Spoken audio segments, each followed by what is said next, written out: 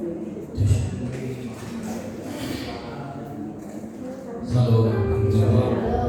karena di hari Rabu ini, malam Rabu ini diberikan kesehatan bagi kita, ya bisa hadir di tempat ini bukan karena kekuatan kita, tetapi karena Bapak yang di surga yang memberikan kita kekuatan. Dan terutama terima kasih dengan Tuhan karena di hari ini saya lihat Ibu Gembala dan Pak Gembala segar, saya dipuji dengan Tuhan. Ya karena kemarin juga karena ada sakit kita juga khawatir, saya trauma waktu itu. Jadi ya puji Tuhan diberikan kesehatan di malam hari ini, bisa saya lihat tadi bisa senyum ketawa. Kayak minggu kemarin kan masih pucat ya, masih sangat mungkin ada dirasakan. Tapi kalau di malam hari ini segala penyakit dari tubuh Ibu Gembala dan Pak Gembala ya sudah diangkat semua dari jauh. Ya, kami saudara nanti kita bersama mendoakan Pak Gembala dan Ibu Gembala. Mari kita menyanyikan Engkau ada. Terima kasih Tuhan malam hari ini. Maha yang baik Yesus, kami buat Tuhan bisa kami duduk menyembah memuji memuliakan Engkau Bapa. Bukan dari pulang, bukan dari buat kami, tetapi Bapak telah memberikan kekuatan ini Bapak. Bapak pulang kami dari tempat ini Yesus, dekati kami Tuhan Yesus, jaga kami Bapak. Dalam sakit penyakit Tuhan, adapun saudara kami Tuhan masih dirawat di rumah sakit Bapak, tolong Tuhan sembuhkan Bapak. Tuhan Yesus, mari kita menjadikan Engkau ada bersama.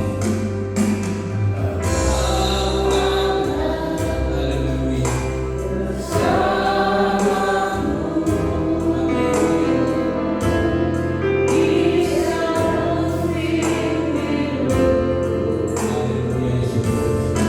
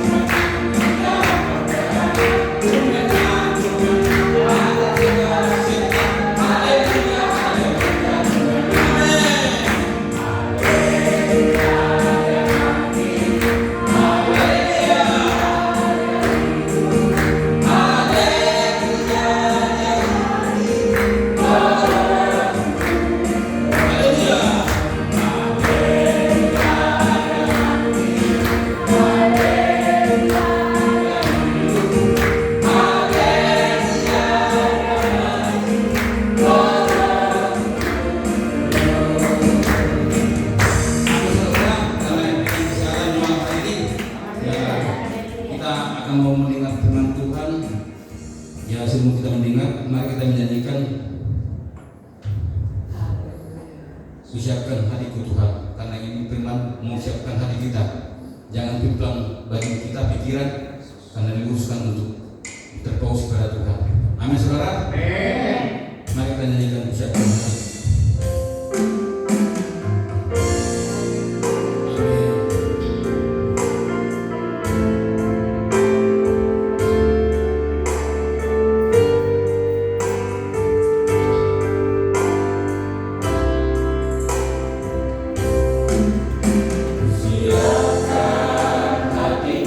Tuhan, ku dengar firman-Mu.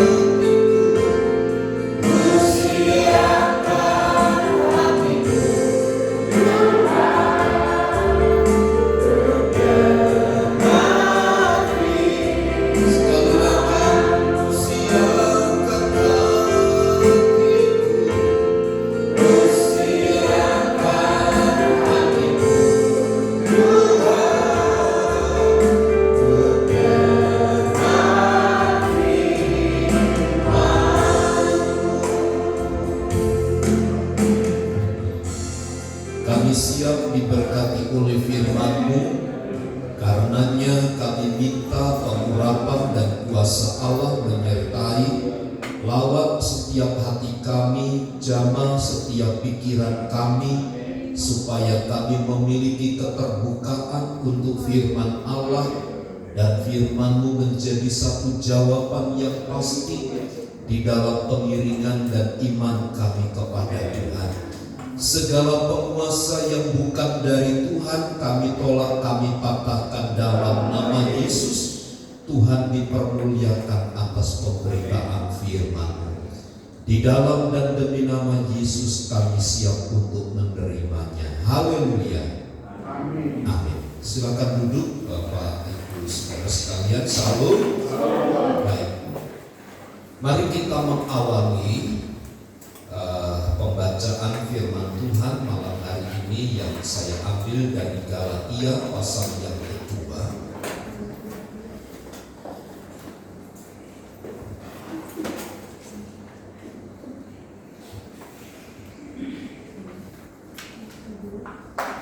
Kitab Galatia pasal yang kedua, ayat 20 dan ayat yang ke-21.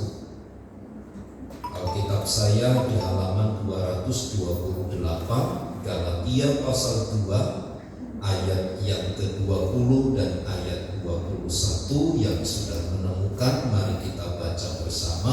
2, 3. Namun aku hidup, tetapi bukan lagi aku sendiri yang hidup, melainkan Kristus yang hidup di dalam aku.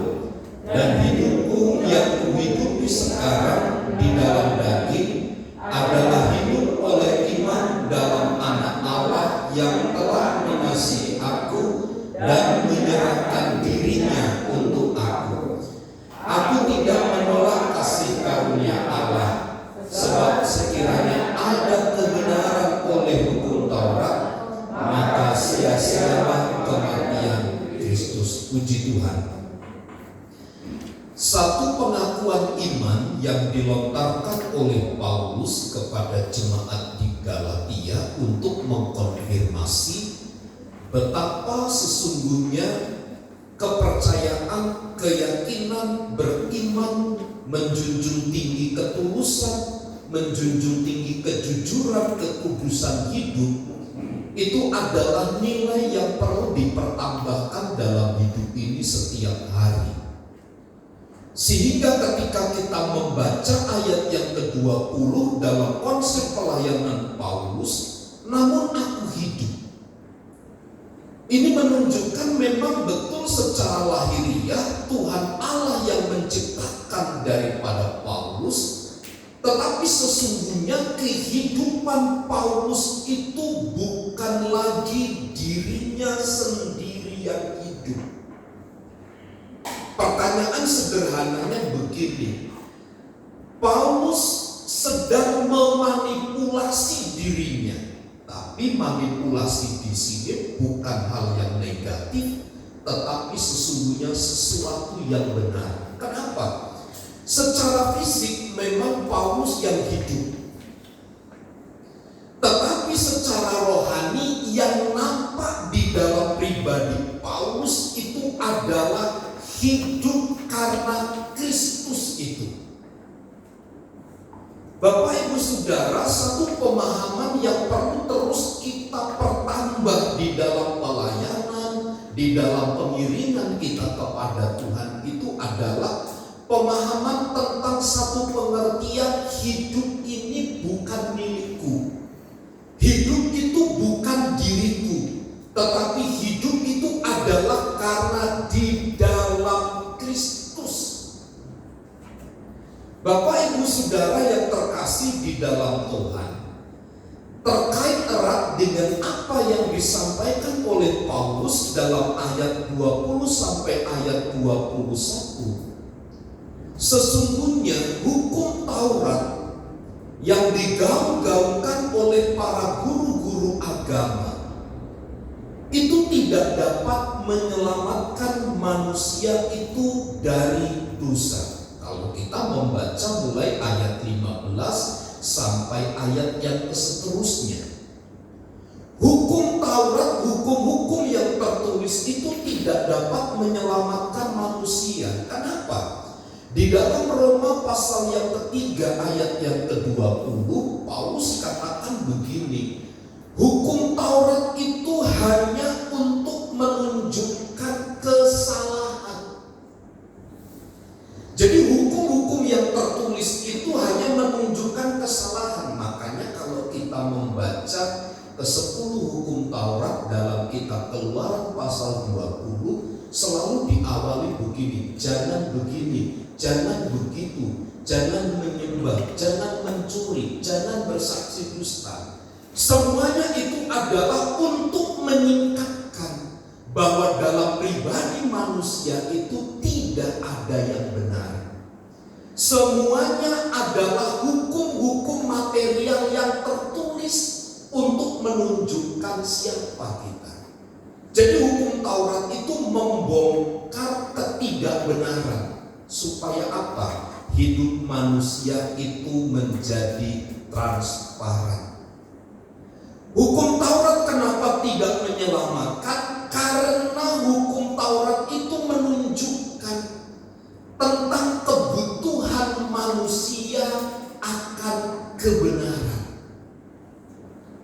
Jadi hukum Taurat itu kenapa tidak menyelamatkan? Karena ia hanya sifatnya menunjukkan kebutuhan manusia akan keselamatan. Hukum Taurat itu bukan menyelamatkan, tetapi dia hanya menunjukkan. Kalau bahasa saya begini, hukum Taurat itu kalau kamu mau selamat percaya kepada Yesus. Jadi hukum Taurat itu isinya menunjukkan jalan. Kalau mau selamat percaya kepada Yesus. Nah, itulah hukum Taurat. Jadi hukum Taurat itu hanya memberikan petunjuk tentang kebutuhan manusia. Kenapa? Karena dia hanya mengungkapkan dosa. Hukum Taurat itu tidak mampu mengubah seseorang dari satu posisi kepada posisi yang lain. Ia hanya menjadi stuck saja. Sehingga orang menjadi takut. Tidak ada solusi lagi. Sekarang sudah mengerti bahwa saya berdosa. Hukum Taurat telah menunjukkan kebenarannya. Ada kebutuhan akan keselamatan. Persoalannya adalah hukum Taurat tidak menyediakan solusi dari manusia itu mengetahui bahwa manusia itu membutuhkan keselamatan. Dia hanya bersifat menunjukkan saja. Kalau di jalan ada lampu merah, hukum Taurat itu akan berkata begini, ingat lampu merah berhenti. Dia tidak menunjukkan efek samping dari mengapa kita harus berhenti. Padahal kita kan membutuhkan orang yang awam, orang yang tidak mengerti maksud lampu merah itu. Hukum Taurat itu hanya menunjukkan stop ada lampu merah. Tapi kita tidak tahu kalau kita menyeberang melawan arus, adakah di situ kemungkinan ada kecelakaan, ada kematian yang menanti. Sama sekali kita tidak tahu. Kenapa? Karena hanya ditunjukkan saja. Itulah sebabnya apa yang dikatakan oleh Paulus dalam ayat 20 sampai ayat 21, keselamatan itu hanya kasih karunia di dalam Yesus Kristus dan orang percaya itu dibenarkan di dalamnya. Ayat ini menunjukkan kepada kita bahwa kasih karunia di dalam Kristus itulah yang mengubah inti kehidupan orang percaya.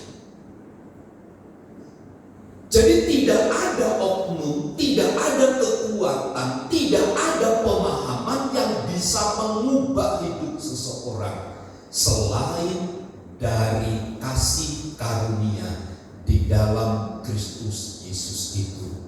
Bapak Ibu, kita banyak mendengar kesaksiannya.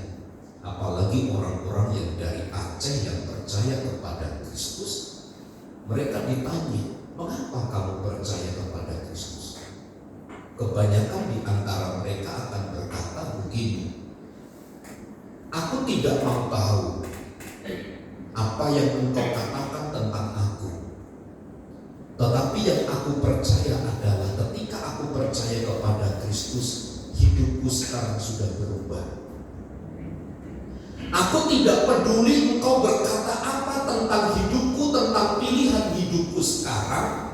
Tetapi yang pasti ketika saya percaya kepada Kristus, saya mengalami perubahan yang paling mendasar. Saya mengalami perubahan hidup yang total. Dan kesaksian yang seperti ini tidak dapat bisa dibantah kebenaran. Kalaupun sekedar pemahaman, Bapak Ibu Saudara, orang mengalami perubahan, dengan perubahan pemahaman itu orang juga bisa mengalami perubahan, terus berubah. Tetapi ketika seseorang diubahkan, mengalami perubahan hidup dari yang tidak baik menjadi baik, maka pengalaman pribadi bersama dengan Tuhan itulah yang akan membawa kekuatan iman. Itu sebabnya apa yang dikatakan oleh Paulus dalam ayat 20 sampai 21, Kristus itu hidup di dalam hidupku, kata Paulus. Inilah yang saya katakan kepada kita sekalian, kehidupan yang Paulus hidupi di dalam daging, di dalam tubuh fananya itu adalah karena hidup kepada anak Allah, hidup karena iman kepada anak Allah itu. Inilah yang mengubahkan posisi daripada Paulus. Lihat, sebelum dia menjadi seorang pemberita Injil, Paulus itu punya sebuah legalitas dari pemimpin-pemimpin agama, dan itu sah hukumnya. Paulus diberi kewenangan untuk mengambil tindakan secara sepihak. Ketika melihat orang-orang percaya kepada Kristus, mereka bisa diambil, dimasukkan penjara, dianiaya, dan tidak ada hukum yang bisa menjerat Paulus. Dia menjadi pembunuh, dia menjadi penganiaya. Lihat dalam kitab Kisah Para Rasul ketika ia berada di Damsyik. Tuhan memanggil hidupnya secara pribadi. Mulai dari situlah Paulus berani berkata bahwa hidupnya di dalam daging itu bukan daging yang nampak, tetapi Kristus yang hidup di dalamnya. Ia hidup oleh iman karena anak Allah itu. Ia tidak percaya kepada kebenaran dirinya sendiri. Meskipun Paulus itu seorang yang hebat, seorang yang terpelajar, guru pada waktu itu namanya Gamaliel. Itu adalah seorang yang terpandang, seorang pengajar yang hebat, guru nomor 1 di dunia pada waktu itu. Itulah yang menjadi guru daripada Paulus. Secara logika, permainan kata, permainan otak, Paulus seorang yang pandai. Tetapi Paulus tidak membangun hidupnya berdasarkan pengertian atau kebenarannya diri sendiri, tetapi berdasarkan kepada kebenaran Kristus. Acap kali kan saya sampaikan begini, orang-orang seperti Paulus itu membuang dirinya, menjadikan dirinya tawanan, menjadikan dirinya tahanan. Asal apa? Kristus itu menjadi bergerak leluasa. Kristus itu bisa bergerak dengan lepas di dalam pribadinya. Sehingga tampilan Paulus bukan manusia Paulusnya secara badan itu, tetapi Kristus. Dalam banyak catatan Bapak Ibu Saudara kita belajar, aku karam selama 3 hari 3 malam, aku kelaparan, aku didera, aku dianiaya, aku diperlakukan tidak adil. Kenapa itu semua dia rela? Karena ia tahu komitmen hidupnya bahwa hidupku sekarang itu bukan diriku sendiri, tetapi Kristus yang ada di dalam. Saya coba mengubah cara pandang kita sebagai orang percaya. Seharusnya tampilan kehidupan kekristenan kita setelah sekian lama kita mengikut Tuhan adalah bukan diri kita, tetapi Kristus.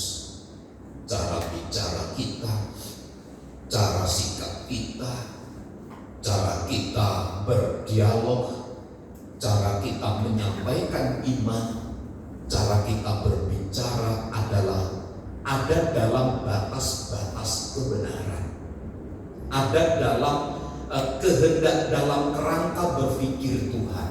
Sehingga tentang pribadi itu, tentang diri sendiri itu tidak ada. Yang ada adalah bagaimana Kristus menjadi pusat perbincangan. Kristus itu menjadi pusat pembicaraan utama. Jadi orang-orang yang dewasa itu tidak memikirkan diri sendiri, tetapi bagaimana Kristus dan pekerjaannya itu, bagaimana kebenaran itu akan terus dikumandangkan dalam kehidupan kesehariannya. Lihat Paulus, ia rela berkorban. Ia mengorbankan dirinya, sebagaimana Kristus juga mengorbankan dirinya. Ini menjadi cara pandang hidup Paulus. Ini menjadi satu ciri khas tentang pelayanan Paulus. Ia melepaskan dirinya untuk ditahan agar Kristus itu leluasa bergerak di dalam tubuh jasmaninya. Saya mengatakan begini, Bapak Ibu Saudara, Paulus itu seorang yang luar biasa. Paulus itu seorang yang telah dewasa dengan pendidikan, penderitaan, dan aniaya. Karenanya tidak heran kalau kita mendengar satu pernyataan, namun aku hidup, tetapi bukan lagi aku sendiri yang hidup, melainkan Kristus yang hidup di dalam aku. Dan hidupku yang kuhidupi sekarang di dalam daging adalah hidup oleh iman dalam Anak Allah yang mengasihi aku dan menyerahkan dirinya untuk aku. Aku tidak menolak kasih karunia Allah, sebab sekiranya ada kebenaran oleh hukum Taurat, maka sia-sialah kematian Kristus. Lihat, apa yang nampak di luar dalam diri Paulus itu adalah kehidupan Kristus itu. Lalu di mana tubuh jasmaninya? Tubuh jasmaninya tetap ada dalam tubuh Paulus, tetapi ia matikan pribadinya. Ia matikan tubuh dagingnya itu. Dia tidak mengizinkan tubuh dagingnya itu untuk menonjol, untuk berkuasa. Ia tenggelamkan sedemikian rupa dan mengizinkan pribadi Kristus itu yang nampak di luar dari dirinya. Jadi kalau orang melihat tampilan Paulus, sesungguhnya bercermin dari ayat 20 sampai 21 saja, kita sudah tahu hidup seperti apa yang Paulus hidupi itu. Tampilan seperti apa Paulus itu? Persoalannya adalah Bapak Ibu Saudara, dalam dunia kita hari ini, kita cenderung untuk memikirkan bagaimana diri kita. Kita cenderung memikirkan tentang bagaimana kehidupan kita ini. Ada seorang teman saya menulis di Facebooknya, dia katakan begini, saya menyembuhkan orang sakit sambil belajar saya sembuh. Saya coba mencerna apa makna katanya. Jawaban teman-temannya rupanya saya simpulkan, dia sedang sakit, tapi cara untuk menyembuhkan dirinya adalah dia mengobati orang sakit. Dia jadi sembuh. Nah, ini adalah bagian kecil mungkin, contoh yang sederhana sederhana. Bagaimana kita harus berani melepaskan diri kita. Nah, untuk sampai kepada level, untuk sampai kepada tingkat seperti ini, yang penting orang kenyang, saya lapar tidak masalah. Ini kan konsep hidup yang di luar nalar. Ini konsep hidup di luar batas kita sebagai manusia hidup. Kita lapar tidak masalah, asal orang itu jadi kenyang. Ini kan konsep atau statement yang bahaya. Bagaimana mungkin saya lapar, tetapi agar orang menjadi kenyang? Tuhan Yesus kan dalam konsep pelayanannya juga seperti demikian. Ia rela menjadi miskin asal gereja, asal umatnya itu bisa menjadi kaya. Artinya Bapak Ibu Saudara, kehidupan kekristenan itu harus mulai berubah dari satu pijakan kepada pijakan yang lain. Dalam hidup ini kita harus mengalami terus lompatan-lompatan, Bapak Ibu. Jangan pernah dan jangan bangga kalau kita stuck berdiri pada satu posisi. Menyedihkan. Tapi mari kita berubah dari waktu ke waktu seiring dengan pengenalan kita kepada Tuhan. Dengan cara apa? Mematikan tubuh daging ini dan mengizinkan Tuhan yang berotoritas, yang berkuasa menjadi tampilan utama hidup kita ini. Sehingga Bapak Ibu Saudara, bagian terpenting dari kekristenan bukan yang ada di dalam ini, tetapi tampilan kekristenan yang sesungguhnya adalah hidup di luar ini. Kita bisa memanipulasi diri seolah-olah kita orang yang jujur, seolah-olah kita orang yang takut akan Tuhan. Tetapi kalau itu hanya menjadi pemahaman dan kita simpan di dalam, kalau itu tidak keluar, maka itu hanya menjadi senjata makan Tuhan yang cepat ataupun lambat akan meledak sesuai dengan kapasitas Tuhan. Sehingga menurut saya Bapak Ibu Saudara, menjadi penting kita sebagai anak-anak Tuhan, hidup kita harus berdasarkan kebenaran. Tidak lagi menaruh pengharapan kepada diri sendiri, tetapi kepada Kristus, di mana Dia yang telah mengorbankan diri dan menyerahkan diri bagi kita. Ayat 20 dan ayat 21 ada 3 implikasi pentingnya ketika kita memahami ayat ini. Yang pertama, bahwa setiap orang yang percaya, yang hidup di dalam Kristus, ia pasti mengalami perubahan hidup. Tidak bisa tidak, Bapak Ibu Saudara. Ini juga berarti kalau kita mengikut Tuhan tidak pernah mengalami perubahan hidup, perlu dipertanyakan pengiringan kita, kesetiaan kita, kasih kita, cinta kita, pelayanan kita kepada Tuhan itu sendiri.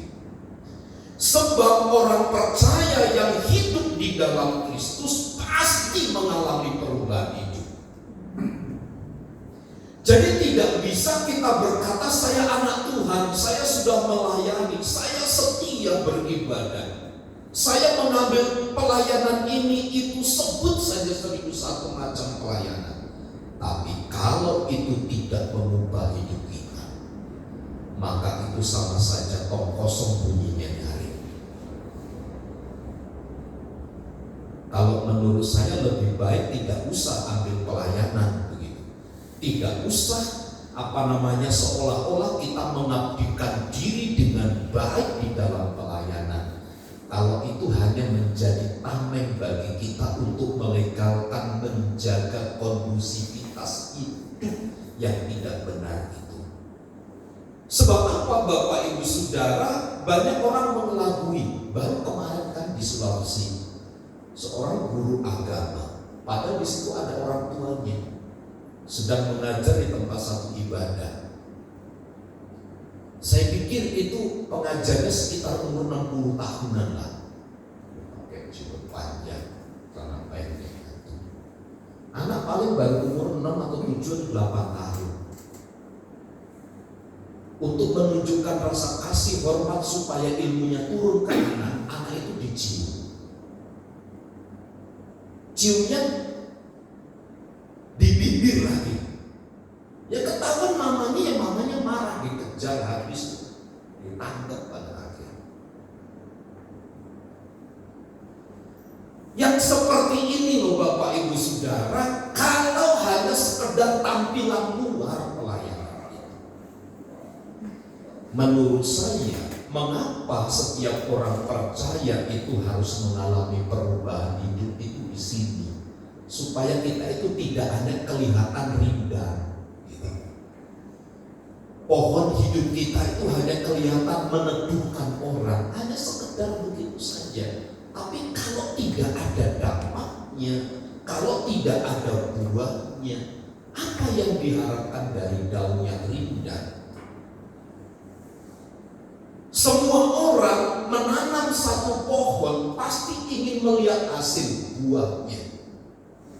Saya kira tidak ada orang akan bersuka cita, tidak ada orang akan senang tertawa kalau melihat pohonnya itu hanya penuh dengan daun. Saya pun sebagai manusia biasa akan berkata, saya pasti akan potong itu pohon, cepat atau lambat.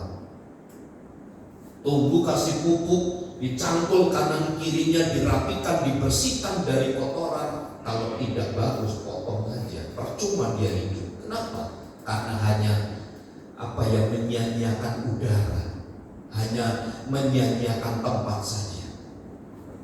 Sama dengan orang percaya yang hidup di dalam Kristus, seharusnya ia mengalami perubahan hidup. Hidup itu terus bergerak maju melangkah, lompatan-lompatan begitu.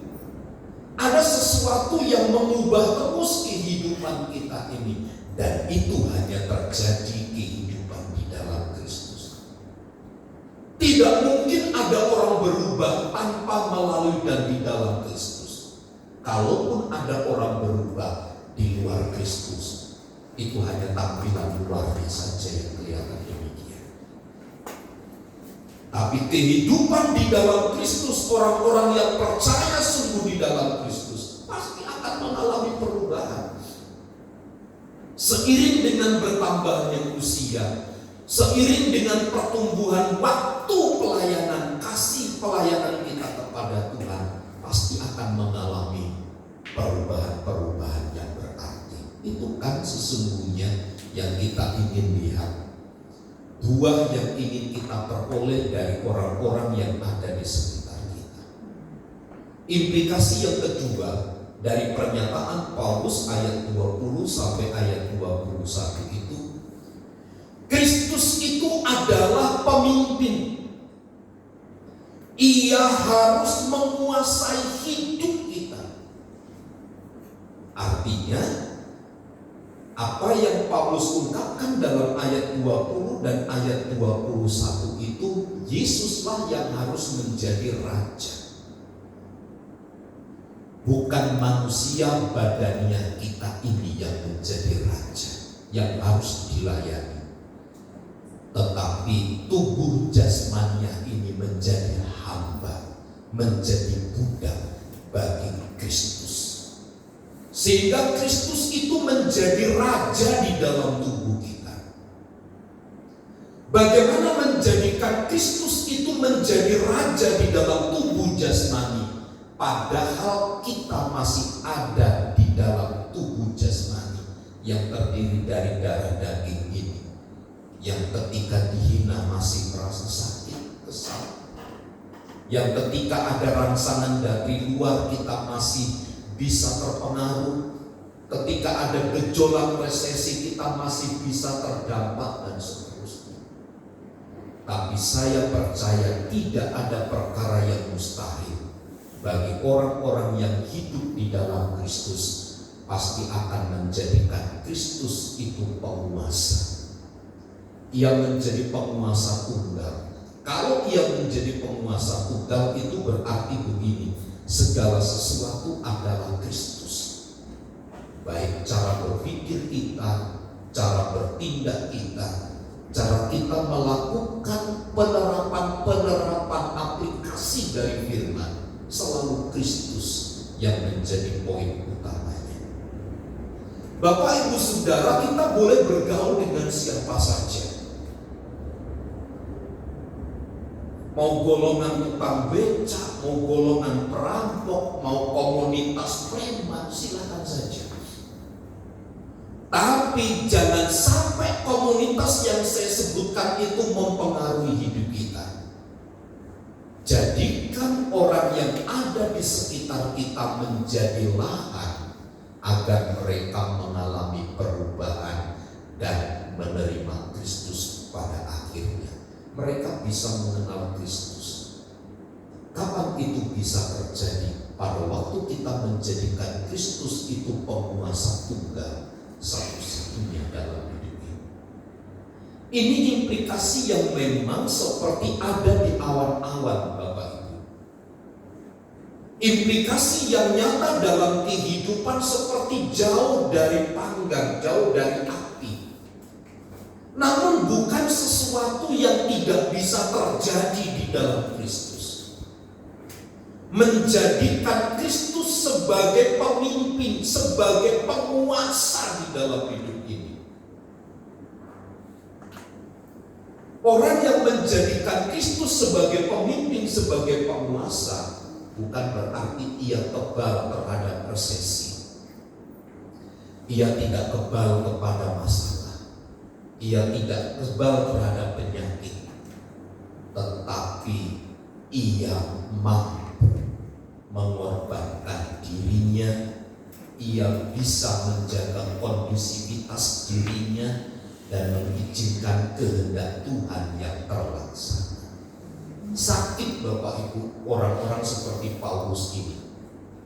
Ia lebih banyak tinggal di dalam kesakitan batin mentalnya. Kenapa? Karena tubuh daging ini kan membutuhkan sesuatu yang nyaman, membutuhkan sesuatu yang enak, membutuhkan sebuah kenikmatan-kenikmatan. Sementara di satu sisi menjadikan Kristus itu penguasa, menguasai seluruh hidup, itu menyakitkan. Satu kali di Facebook itu ada dua anak perempuan, kakak beradik. Papanya ini memang sangat luar biasa dalam mendidik anaknya. Adik yang paling kecil, yang paling bontot diberikan handphone. Setelah diberikan handphone itu kakaknya seperti diledek. Kamu mau enggak? Gitu. Kamu mau enggak? Akhirnya anak yang pertama itu seperti sedih, menangis gitu. Seolah-olah untuk sesaat ia mengatakan bapak ini gak adil. Yang lebih membutuhkan handphone itu bukan adik, tapi saya gitu. Dalam hati mungkin. Tapi tahukah dalam sekejap waktu juga sebenarnya bapaknya sudah menyediakan 2 handphone untuk mereka berdua. Karena dia bekerja berhasil, dia menyediakan juga 1 handphone kepada anak yang sulung, anak yang pertama itu seolah-olah dikatakan begini, gak apa-apa, saya gak punya handphone gak apa-apa, yang penting adik gitu. Padahal menurut saya yang lebih penting itu kakaknya. Tapi dia berani berkata enggak, biar adik yang punya. Walaupun pada akhirnya orang tuanya itu memberikan handphone itu kepada anak yang pertama itu. Tapi bukan di situnya. Tapi ada satu nilai yang kemudian dikembangkan oleh anak pertama itu. Gak apa-apa, saya gak dapat ya apa-apa, yang penting adik. Padahal adik itu gak terlalu penting, gak terlalu membutuhkan. Yang membutuhkan itu dia. Contoh seperti inilah Bapak Ibu Saudara, yang menjadikan Kristus itu harus lebih utama. harus berani mematikan diri, membatas diri ini. Sebab kalau tidak demikian, kapan Kristus itu tampil di dalam hidup kita? Implikasi yang ketiga dari ayat 20 sampai ayat 21 itu,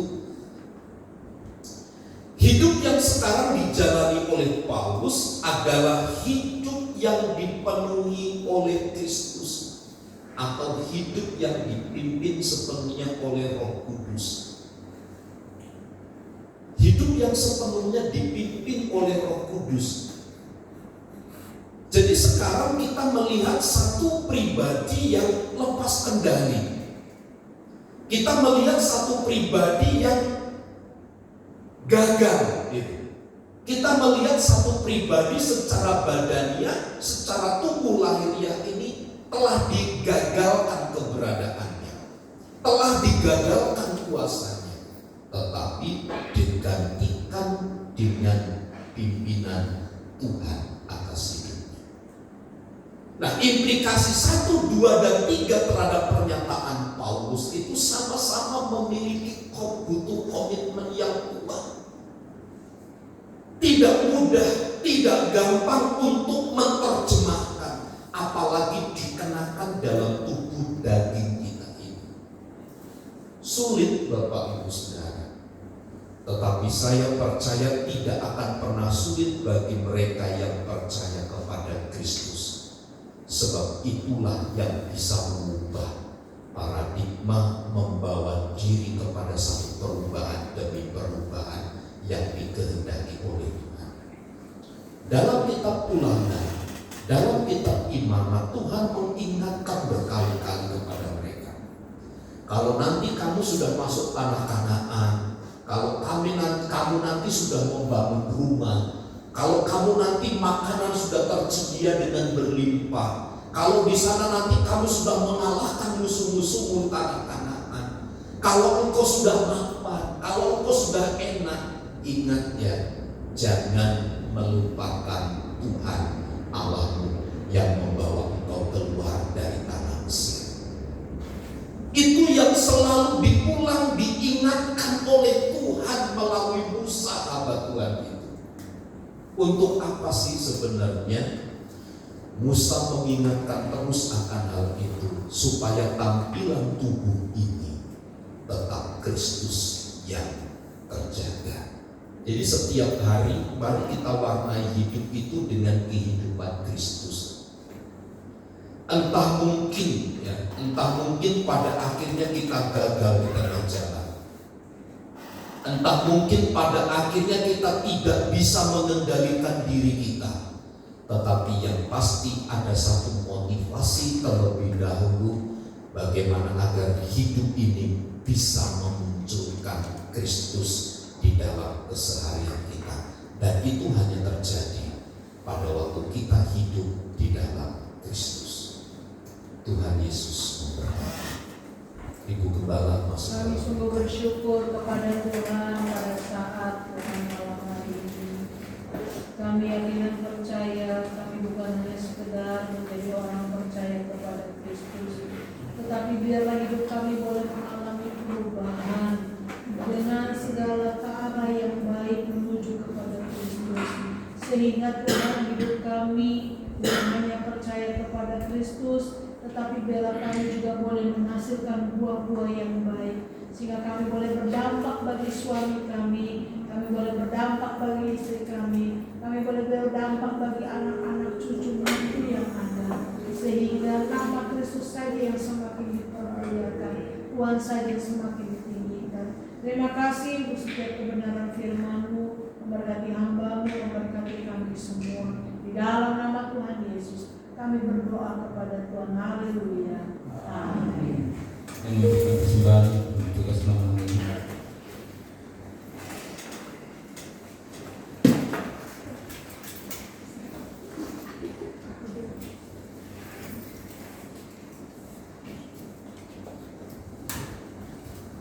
Mari kita berdoa. Kami sudah berkati dengan kebenaran firman Tuhan yang luar biasa hari ini Tuhan. Terima kasih untuk semua yang Tuhan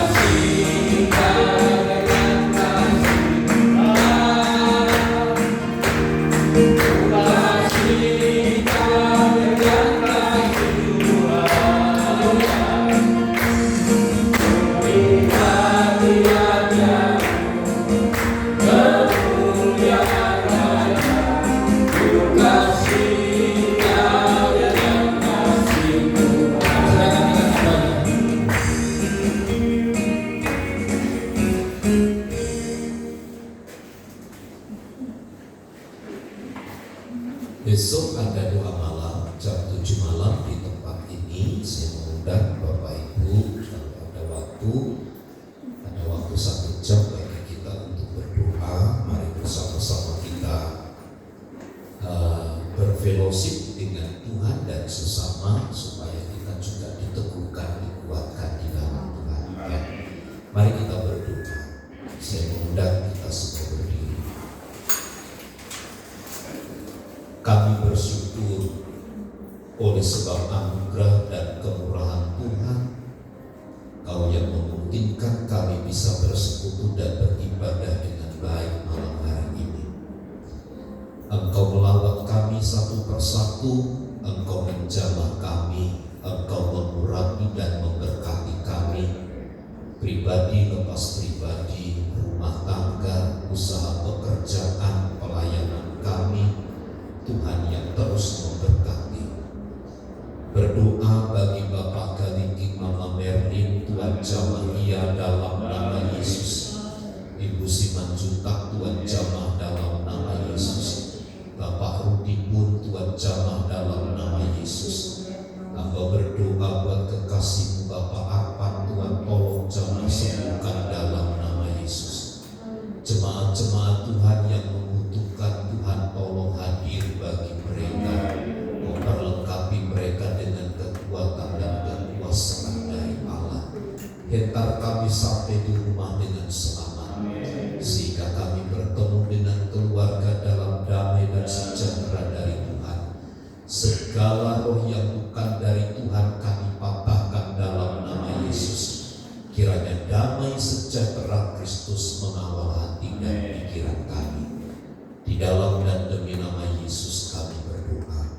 Mari saudaraku, angkat tanganmu dan terimalah berkat Tuhan. Tuhan memberkati dan melindungi engkau. Tuhan menyinari engkau dengan wajah-Nya dan memberi engkau kasih karunia. Tuhan menghadapkan wajah-Nya kepadamu dan memberi engkau damai sejahtera.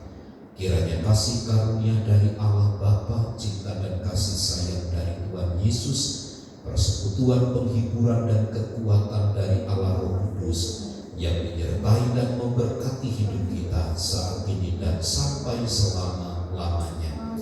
Kami terima berkat Tuhan di dalam nama Tuhan Yesus Kristus.